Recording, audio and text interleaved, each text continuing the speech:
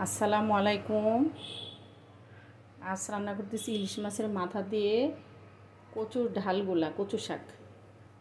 তেল দিলাম, আগে ইলিশ মাছের মাথাটা একটু ভেজে নিব।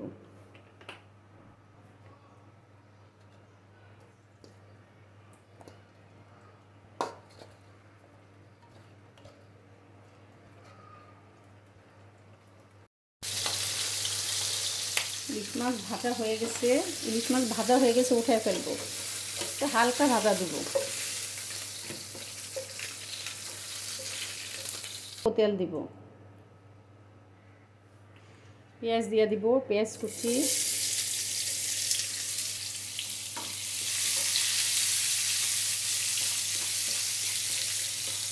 দিয়ে দিব রসুন কুচি। একটু রসুন বেশি দিব যেহেতু কচু।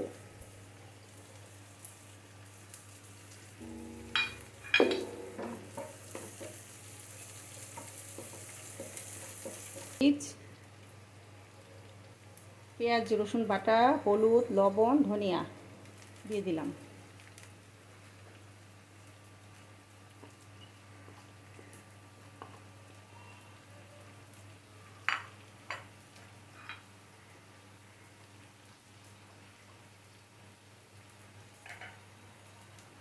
অল্প একটু আদা রসুন বাটা, অল্প একটু আদা দিলাম, আর একটু পানি দিব,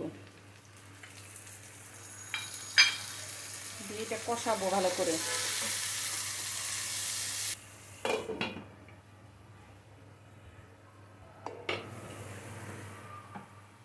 মশলাটা মাছটা এখন দিয়ে দিব।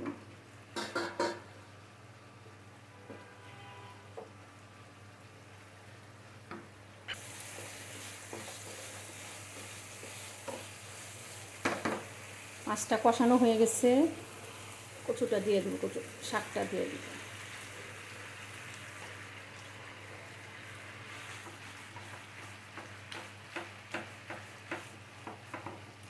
কচু শাকটা ভালো করে এরকম গলায় ফেলবো। এটার ভিতরে আপনার কচুর যে পিছনের যে অংশটা, কচুটা ওইটাও দিতে পারেন। কচু শাকের সঙ্গে এটাও দেওয়া যায়। আমি শুধু কচু ডাঁটাটা দিয়েছি। চুলা কমিয়ে আস্তে আস্তে এখন এটা নাড়া দিব। পানিটা শুকায় গেলে নামাই ফেলবো। আর মাছটা আধা ভাঙ্গা করব, ভাঙবো না, যেহেতু বাচ্চারা খাবে সেজন্য আস্তে আস্তে এরকম একটু মাথাটা একটু,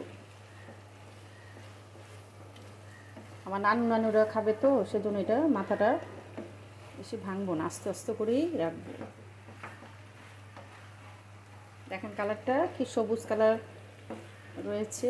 আপনার হলুদের পরিমাণটা কম দিবেন, দিলে কালারটা এরকম সবুজ সবুজ থাকবে।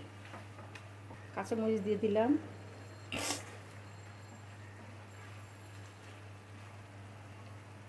জিরার গুঁড়া দিয়ে দিলাম,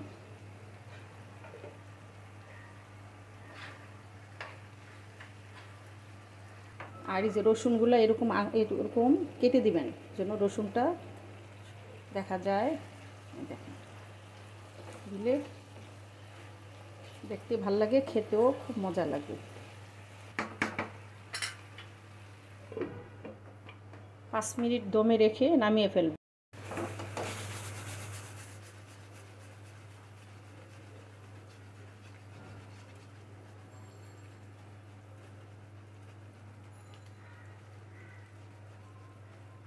হয়ে গেছে আমার কচু শাক রান্না।